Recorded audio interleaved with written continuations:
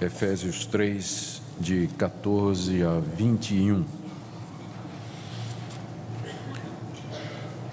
Segunda oração de Paulo pelos Efésios, aqui nessa carta. Por esta causa me ponho de joelhos diante do Pai, de quem toma o nome toda a família, tanto no céu como sobre a terra, para que, segundo a riqueza da sua glória, vos conceda que sejais fortalecidos com poder, mediante o seu Espírito no homem interior. E assim habite Cristo no vosso coração, pela fé, estando vós arraigados e alicerçados em amor, a fim de poderdes compreender com todos os santos qual é a largura e o comprimento e a altura e a profundidade, e conhecer o amor de Cristo que excede todo entendimento, para que sejais tomados de toda a plenitude de Deus. Ora, aquele que é poderoso para fazer infinitamente mais do que tudo quanto pedimos ou pensamos, conforme o seu poder que opera em nós, a Ele seja a glória na Igreja e em Cristo Jesus, por todas as gerações, para todo sempre. Amém. Até aqui a leitura da Palavra de Deus, meus irmãos. Vamos orar pedindo que o nosso Deus nos ajude a compreender essa passagem breve, porém extremamente rica. Sim, Senhor, nós pedimos que Teu Espírito Santo nos ilumine na compreensão da Tua revelação. Há coisas aqui nesse texto que nós acabamos de ler que de fato desafiam a nossa compreensão, e pedimos que o Senhor nos guie passo a passo, para que não somente nós possamos compreender, mas experimentar tudo aquilo pelo que Paulo orou aqui. Pedimos em nome de Jesus. Amém. Essa é uma daquelas vezes que eu gostaria de começar a exposição desse texto dizendo uma coisa que eu aprendi com o meu sogro, que dos homens mais crentes que eu já conheci, um grande pregador. Ele dizia: meu filho, a mensagem sempre é maior do que o mensageiro. E com certeza é assim que eu me sinto nessa noite. Quando estamos diante de um texto onde o apóstolo Paulo está pedindo a Deus que Ele conceda aos crentes coisas que eu olho para mim e pergunto: eu alguma vez já experimentei isso? Do que Paulo está falando aqui? E olho para a minha experiência, olho para a minha história e procuro identificar algum momento ou algum evento que possa ter alguma correspondência com o que Paulo está dizendo aqui.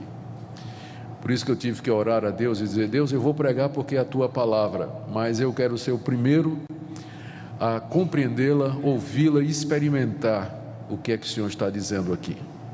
Porque o que Paulo está pedindo aqui, como um comentarista que eu li, ele disse assim: se isso aqui não tivesse na Bíblia, nós não ousaríamos dizer coisa do tipo assim: ser tomado de toda plenitude de Deus. Já pensaram nisso? Conhecer o amor de Cristo que ninguém pode conhecer, o Deus que faz muito mais do que a gente pensa ou pede. Então são superlativos, são coisas tão grandiosas colocadas aqui. Um outro comentarista disse assim: Paulo viu a altura do monte, mas mesmo assim se atreveu a escalá-lo. Ele olhou e disse: a montanha é alta, mas nós vamos lá em cima. Deus, eu oro para que os crentes tenham isso e tenham isso. Eu acho que poucos de nós têm essa ousadia em oração ou pedem coisa desse tipo. Nós nos limitamos às vezes a pedir coisas que são limitadas pela nossa visão do que é o cristianismo e até visão de quem é Deus. Mas aqui parece que Paulo tem uma visão tão grande da glória de Deus e do que é o cristianismo, que ele pede coisas aqui que nós olhamos assim, pelo menos eu, não é? Eu olho assim e digo: meu Pai, será que alguma vez na minha vida eu entendi isso aqui, ou conheci isso aqui? Essa passagem que eu queria ver com vocês nessa noite, na expectativa que o nosso Deus nos encha de admiração por Ele e da glória da sua grandeza, para que nós possamos refletir a respeito do verdadeiro caráter de Deus e do que é o Evangelho. Conforme eu disse, isso aqui é uma oração que Paulo está fazendo. Eu queria que você imaginasse Paulo preso lá em Roma, como ele estava, com um rolo diante dele, a pena, a tinta, e ele escrevendo aos Efésios, e depois de ter escrito o que ele escreveu, aqui no capítulo 2, ele para um pouquinho, coloca a pena no tinteiro e se ajoelha ali ao lado da cama e ele começa a orar por aqueles a quem ele escreve. Depois ele volta e diz: eu acabo de orar por vocês e olha o que é que eu pedi por vocês. Ele começa essa passagem dizendo no verso 14: por essa causa eu me ponho de joelhos diante do Pai para orar. A causa naturalmente é tudo que ele escreveu antes, especialmente capítulo 2 de 1 a 10, onde ele fala da graça de Deus que nos tomou quando estávamos mortos e nos deu vida. Se refere ao que ele falou no capítulo 2 de 11 a 22, como Deus na sua misericórdia juntou judeus e gentios numa nova família, num novo corpo. Se refere ao que ele disse no capítulo 3 de 1 a 13, o mistério do Evangelho que estava oculto, mas que agora Deus revelou. Tudo isso é muita informação, é muita coisa. Quando nós meditamos no plano da redenção, que é isso que Paulo está explicando aqui nessa carta, nós vemos como ele é profundo, como ele é vasto.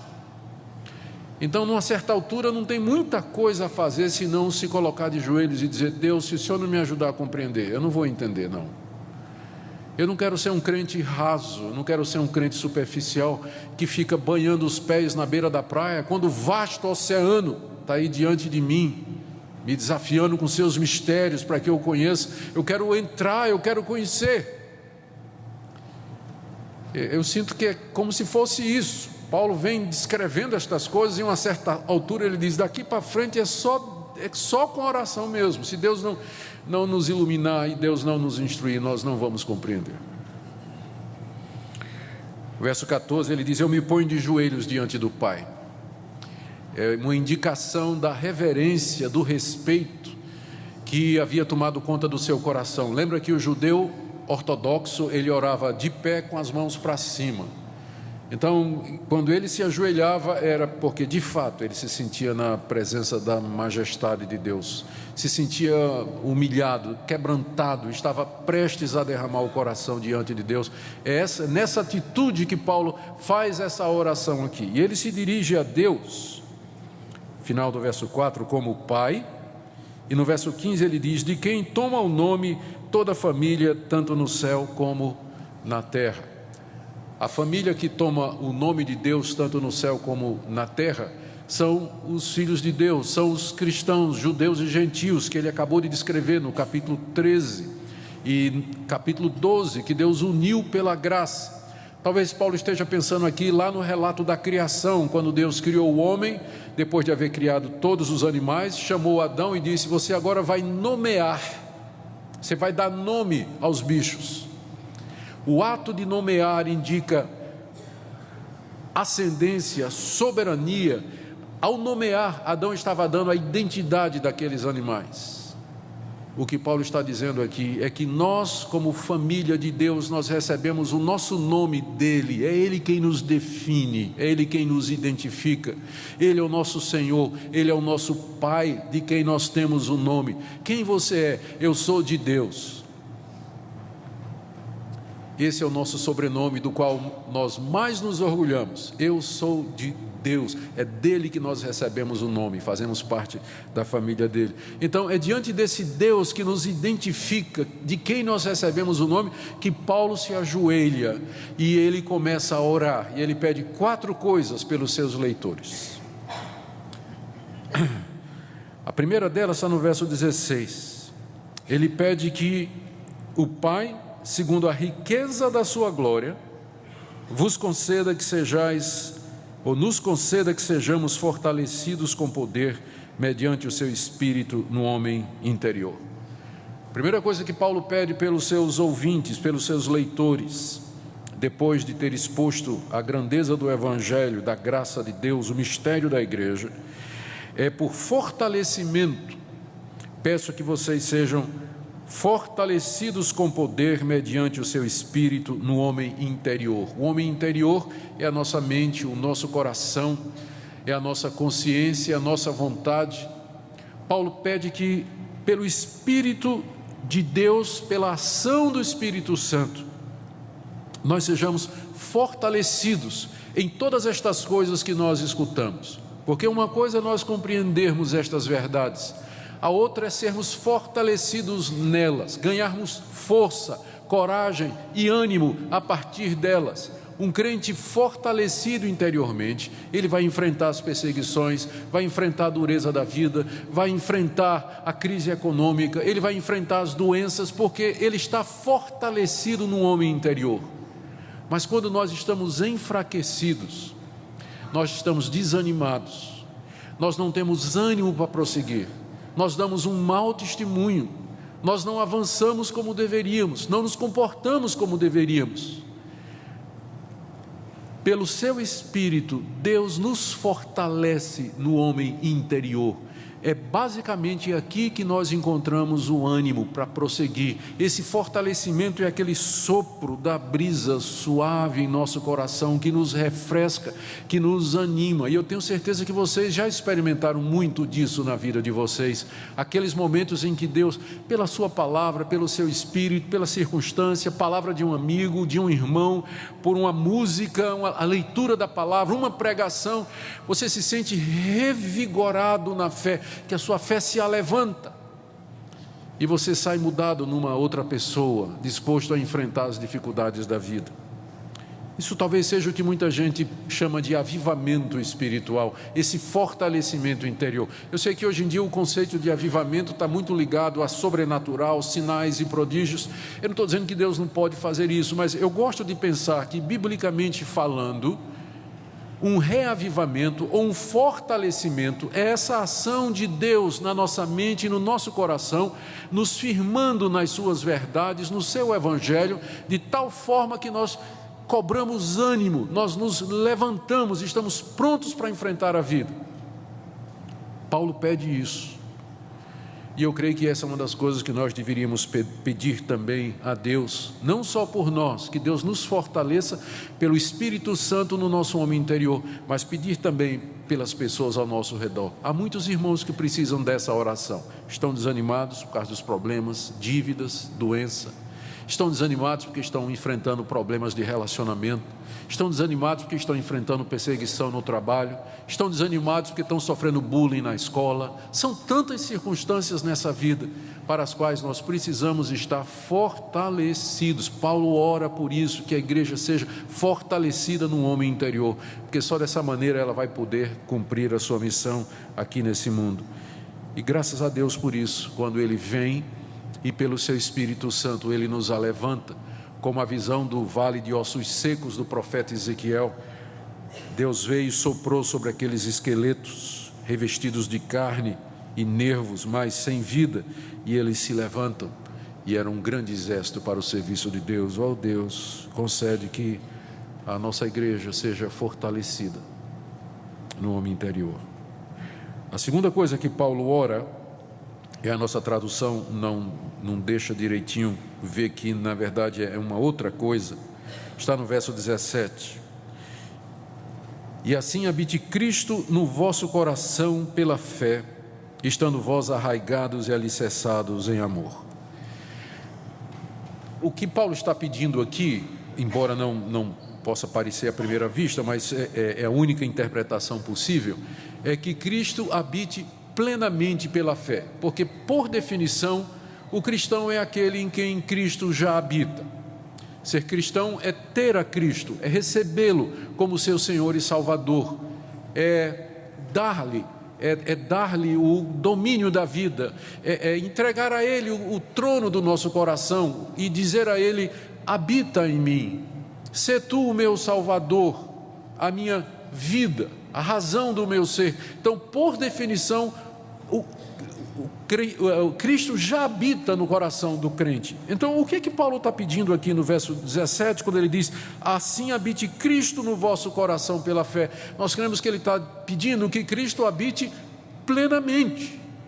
que essa experiência de ter Cristo em nós, esperança da glória, ela seja experimentada plenamente, que não haja área nenhuma da nossa vida que não seja ocupado pela presença de Cristo, que se nós formos uma casa, isso aqui é uma figura que Paulo usou no capítulo 2, verso 20, nós somos um edifício, que se nós somos um edifício onde Deus habita, que não haja área nenhuma da vida que Ele não ocupe, Ele habite plenamente, que Ele entre no quarto dos seus relacionamentos, que Ele ocupe a sala dos seus negócios, que Ele entre lá no escritório da sua vida amorosa, mas não haja nada na sua vida, nenhuma área onde Cristo não habite com sua presença santificadora, purificadora, renovadora. Assim habite Cristo no vosso coração. E de que forma isso acontece? Paulo diz aqui, é pela fé. Quanto mais nós entendemos o mistério do Evangelho, quanto mais nós entendemos a Deus e o que Ele fez por nós em Cristo Jesus, e mais nos apropriamos nisso e confiamos nas promessas de Deus, mais nós vamos abrindo mão de nós mesmos, renunciando à nossa autonomia, à nossa independência e dizendo, Senhor, a minha vida é Tua, toma conta de mim, até que Ele habita plenamente em nós. Verso 17, estando vós arraigados e alicerçados em amor. Isso aí, a forma como Paulo escreveu, dá a ideia de alguma coisa que acontece paralelamente e que expressa o resultado disso. Ou se a gente pode colocar de uma forma mais simples, Paulo está orando para que nós sejamos fortalecidos no homem interior, para enfrentar as dificuldades dessa vida. Ele está orando para que Cristo habite plenamente em nosso coração pela fé, a ponto de que nós sejamos arraigados e alicerçados em amor. Arraigados quer dizer alicerçados, aliás, enraizados e alicerçados, fundamentados. Ele usa a figura da árvore e a figura de um edifício. O que é que uma árvore e um edifício têm em comum? A árvore se põe em pé porque ela tem raízes profundas que a sustentam. Um edifício está em pé porque ele tem fundamentos. Então, as duas figuras estão falando de firmeza, de solidez.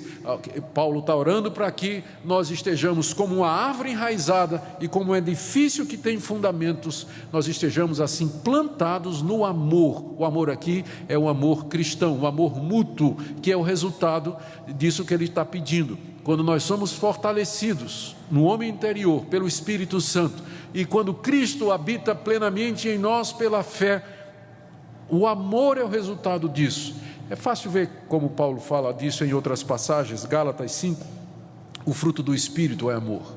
O Espírito habita em nós, ele diz isso aqui.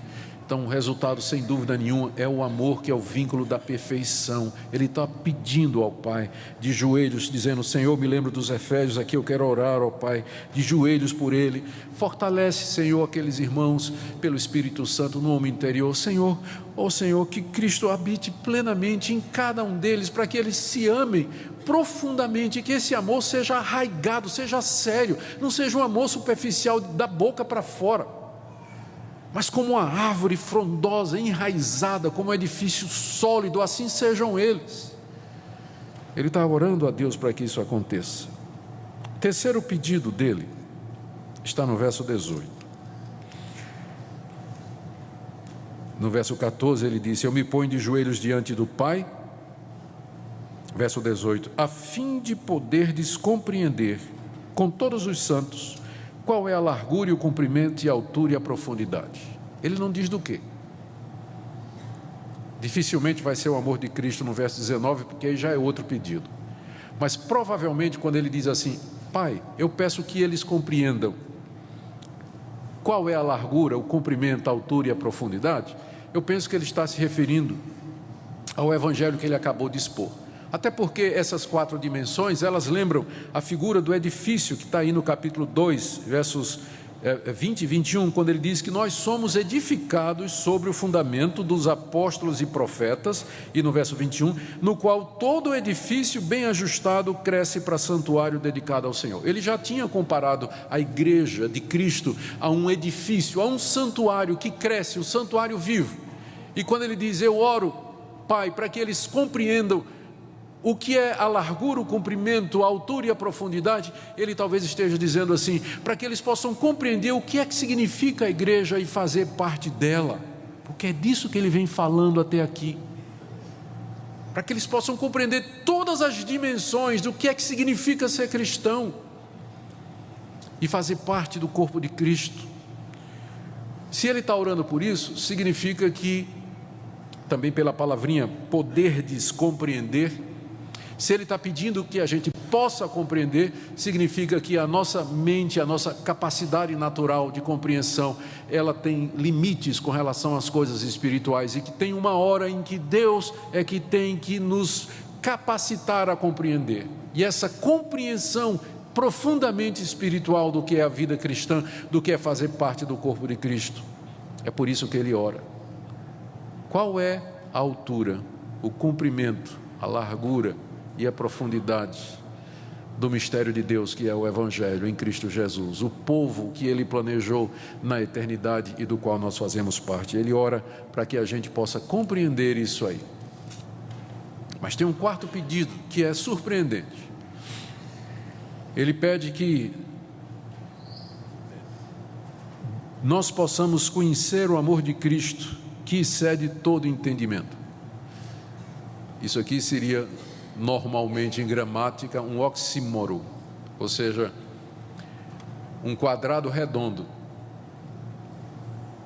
Ele está dizendo assim, eu oro para que você compreenda o que não pode ser compreendido. Então, Paulo, como é que vai ser isso aí? Você está orando para que eu compreenda o que não pode ser compreendido? Não é isso que ele diz aí? Para que vocês possam conhecer o amor de Cristo, que excede todo entendimento.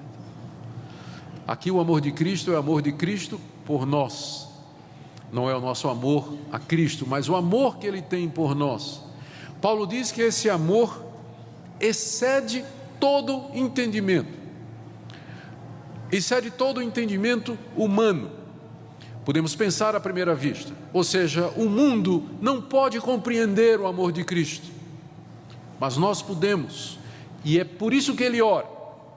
Mas eu creio que quando ele diz que o amor de Cristo é além de todo entendimento, ele não está falando apenas em relação à humanidade caída, mas até mesmo a nós, que nós não temos condição de avaliar, embora nós digamos em palavra e cantemos em verso, nós não podemos avaliar o grande amor de Cristo por nós, quando desceu da glória, se fez um de nós e suportou tudo o que ele suportou na cruz, para que nós pudéssemos ser perdoados dos nossos pecados. Nós lemos na Bíblia, nós cantamos isso em nossos hinos, mas a compreensão, porque o verbo aqui, conhecer, é um verbo no grego que significa conhecer por experiência. Não somente você conhecer, mas você se apropriar. Você conhecer porque você provou. E esse é um daqueles pontos em que, à medida que eu preparava a exposição do texto, eu parei e disse, Deus, será que eu conheço isso? Conhecer o amor de Cristo que excede todo o entendimento. Conhecer no sentido de experimentar. Intelectualmente nós sabemos o que é o amor de Cristo. A Bíblia está cheia de passagens que falam disso. Mas quando é que isso se torna uma experiência real na nossa vida? Eu li uma vez uma experiência do famoso Jonathan Edwards. Se não foi ele, foi John Flavel, um outro puritano. Mas eu penso que foi Jonathan Edwards. Ele estava a cavalo, indo para um determinado hospedaria, onde ele ia passar a noite, estava em missão de pregação, e à medida que ele ia no bosque, ele estava andando no bosque, a caminho do hotel, e ele começou a meditar na grandeza de Cristo, na beleza de Cristo, na pessoa de Cristo. E à medida que ele estava meditando, a sua mente foi se elevando, foi se ocupando com essas coisas, e de repente ele se viu. Quando ele voltou assim, o cavalo estava pastando em algum lugar, ele estava completamente perdido no bosque, durante ele não sabe quanto tempo. Ele ficou, sim, e não era pentecostal, tá? Era presbiteriano. Ele ficou, sim, enlevado, tão carregado pela experiência de contemplar e meditar, de sentir o amor de Deus. Eu li também uma história relacionada com Blaise Pascal, aquele francês que era matemático, mas era também um cristão, muito dedicado e temente a Deus, escreveu coisas maravilhosas. Quando ele morreu, descobriram escrito dentro do paletó dele, uma tira de couro, gravado uma experiência que ele teve uma noite. Ninguém sabe o que é que estava lá, mas ele disse: à meia-noite, fogo, glória, coisas que eu não posso explicar. Alguma coisa aconteceu com Blaise Pascal, aquela mente brilhante, técnica, fria, calculista, mas alguma coisa ele percebeu. A história da igreja está cheia de relatos, de experiências que algumas pessoas tiveram do amor de Deus e como isso impactou a vida delas, transformou a vida delas. Eu não sei se é disso que Paulo está falando aqui, quando ele diz que nós possamos conhecer experimentalmente o amor de Cristo, porque uma coisa é você saber disso desde menino na escola dominical, outra é você ter a experiência disso, do amor de Cristo, e isso muda você. A gente conhece a reclamação que é muito comum aí de ouvir os pregadores fazerem, eu não gosto nem de fazer porque já virou lugar comum. Na hora de torcer para o futebol, né, o crente se transforma, né? Ele grita, ele berra, mas quando está ouvindo falar da grandeza de Cristo, o amor de Cristo,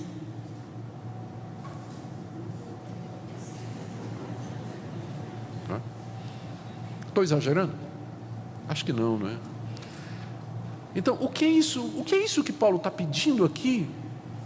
Para que nós conheçamos o amor de Cristo que excede todo entendimento. É tão grande o amor de Cristo que essa deve ser uma experiência extraordinária. Sabemos o que é isso, conhecemos a Deus dessa forma. O cristianismo é algo que mexe conosco, que me toca, que me move, que me transforma, que me emociona. Não faz mal chorar por conta disso. Eu sei que por causa dos exageros que acontecem em determinados movimentos, do tipo assim, o pessoal cai, o pessoal fica imitando bicho, né? O pessoal fica pulando, o retetê de Jeová, e um monte de coisa, a gente olha assim, e pode correr o risco de ir para outro extremo. Dizer, não, o cristianismo bíblico é extremamente racionalista, é só mente, é só compreensão. Nós não podemos nem, vamos levantar as mãos, irmãos, né? A gente fica assim, pode sentir, pode chorar, meu irmão. É claro, eu sou contra emocionalismo, eu acho que ele leva a pessoa no caminho errado, mas não há dúvida de que na Escritura você vai encontrar gente profundamente emocionada diante de Deus. Essa passagem, ou quando Pedro diz assim, vós vos alegreis, você já pensou nisso? 1 de Pedro, vocês se alegram em Cristo, mesmo que vocês nunca ouviram, com alegria indizível e cheia de glória. O que é uma alegria indizível? Você já conhece isso? Uma alegria que você experimentou em Cristo tão grande que desafia palavras, que as palavras não conseguem expressar. Ou para nós o cristianismo é simplesmente vir à igreja nos domingos, seguir algumas regras, contribuir para a igreja, cumprir as minhas obrigações. Eu não quero isso, eu quero isso, é isso que eu quero, e era isso que Paulo estava pedindo, é por isso que Paulo estava orando para aqueles irmãos. Agora, quando a gente pensa que já chegou onde podia chegar, não chegou não. Verso 19 tem o pedido último, para que sejais tomados de toda a plenitude de Deus. Pronto, aí é que a mente explode mesmo, né? Tomados de toda a plenitude de Deus. Deus já é tudo, e a plenitude de Deus, o que é então? A plenitude de Deus, mais do que isso, para que eu seja tomado da plenitude de Deus. A gente fica pensando se o que Paulo está pedindo aqui, ele está pedindo para nós enquanto nós estamos aqui nessa vida, ou é uma oração que ele está fazendo para acontecer depois que a gente morrer e for para o céu? Porque parece tão profundo isso, tão espiritual, tão desafiador e tão diferente da nossa experiência. Ser tomado de toda a plenitude de Deus. Sabe qual é o risco que a gente corre diante de passagens assim? É que a gente lê o texto à luz da nossa experiência. Ou seja, eu digo, bom, eu nunca experimentei nada disso, então Paulo não deve estar falando aqui de outra coisa, a não ser né? Entende? Você tenta domesticar o texto à luz da sua experiência. Você não tem a menor ideia do que é isso, aí você lê o texto e você procura dizer, não, isso aqui ele está falando de alguma coisa parecida com a minha vida. E se não for? E se de repente Paulo aqui está pedindo coisas extraordinárias que nós nem ousamos pensar, tomados de toda plenitude de Deus. A plenitude de Deus é Cristo. Isso Paulo diz claramente aqui em Efésios e especialmente na carta aos Colossenses. É em Cristo que Deus se revela de forma plena. E talvez num sentido isso seja a continuação do que ele falou antes, conhecer o amor de Cristo e ser tomado da plenitude de Deus. Talvez seja a mesma coisa. Precisamos ter cuidado aqui para a gente não confundir o que Paulo está dizendo aqui com o panteísmo. Quando ele diz assim, para que você seja tomado de toda a plenitude de Deus, ele não está dizendo que a gente vai virar Deus, ou que nós somos deusezinhos, como a gente ouve às vezes alguns pregadores incautos pregarem por aí, que nós somos deuses nesse sentido, porque essa é uma passagem que está dizendo, né, a plenitude de Deus vai nos tomar. Isso significa que eu vou ficar igual a Deus? De forma nenhuma. Nós não somos panteístas. Esse é o nome da religião que diz que tudo é Deus e Deus é tudo. Não, mas significa que Deus, na sua misericórdia, por meio do que Cristo fez, num amor incompreensível e que desafia a nossa imaginação, Ele vem habitar em nós de maneira plena, morar em nós de maneira plena. E os efeitos disso, quais serão? Você poderia identificar na sua vida? Quais seriam os efeitos de Deus habitar plenamente em você? Eu não penso que Paulo está aqui se referindo a você ser capaz de fazer sinais e prodígios e coisas desse tipo, mas eu penso que ele se refere aqui a uma vida em santidade, como logo em seguida ele vai dizer, a partir do capítulo 4, ele vai dizer, vocês devem viver dessa maneira, viver em unidade, viver em amor, viver em santidade, viver em pureza, em pureza. Eu creio que é isso que ele está pedindo. Como é que ele termina? Ele termina, aqui está a base da confiança de Paulo. Como é que a gente pode fazer essa oração, não é? Olha a motivação de Paulo. Por que Paulo está tão corajoso em pedir isso? Ora, aquele que é poderoso para fazer infinitamente mais do que tudo quanto pedimos ou pensamos. Paulo já tinha falado da plenitude de Deus, do amor de Cristo que excede todo entendimento, e ele diz que Deus pode fazer mais do que isso. Ele pode fazer mais do que isso, mais do que nós falamos, ou pedimos, ou mais do que nós pensamos. Isso conforme o seu poder que opera em nós. Meus irmãos, o poder do Evangelho que opera em nós, onde está esse poder? Na restauração de vidas, perdão de pecados, transformação, libertação de vícios, mudança de atitude, capacidade de perdoar, de amar os inimigos, de ter paz no meio da tribulação, de não temer a morte, de ser capaz de ficar firme. Onde está o poder do Evangelho na sua vida, na minha vida e nessa igreja? Porque isso é o Evangelho. É para isso que Deus nos chama. Não vamos colocar o padrão abaixo disso, não. Às vezes nós nos conformamos com muito menos do que isso, mas o padrão é esse aqui. É esse o padrão. E é por ele que nós vamos andar, assim queira Deus. Esse é o nosso alvo que nós vamos buscar sempre. E colocar diante de nós, não vamos nos contentar com nada menos do que isso. Nada menos do que isso, a plenitude de Deus. Paulo termina dizendo, no verso 21, a Ele seja a glória na igreja e em Cristo Jesus, por todas as gerações, para todo sempre. Amém. Que a Ele seja toda a glória. Que nessa noite você possa se colocar de joelhos diante do Pai e peça a Ele, primeiro, para que Ele conceda aos outros, a essa igreja, fortalecimento interior, habitação plena de Cristo, conhecimento do mistério do Evangelho, experiência do amor de Deus, do amor de Cristo, a habitação plena de Deus em nós, E depois peça isso por você. E diga a Deus: Deus, como é que eu vou saber, ou quando é que eu vou saber que o Senhor está respondendo a minha oração? O que vai acontecer na minha vida? Talvez Deus vá lhe dizer: você está pronto para isso? É isso mesmo que você quer? Você vai ter que acabar aquele relacionamento. Você vai ter que parar aquele negócio. Você vai ter que resolver aquele assunto. Você vai ter que perdoar aquela pessoa. Isso aí não, Deus. Você vai ter que perdoar aquela pessoa. Você vai ter que se reconciliar com aquela outra. Está disposto? Nós vamos participar da ceia do Senhor agora.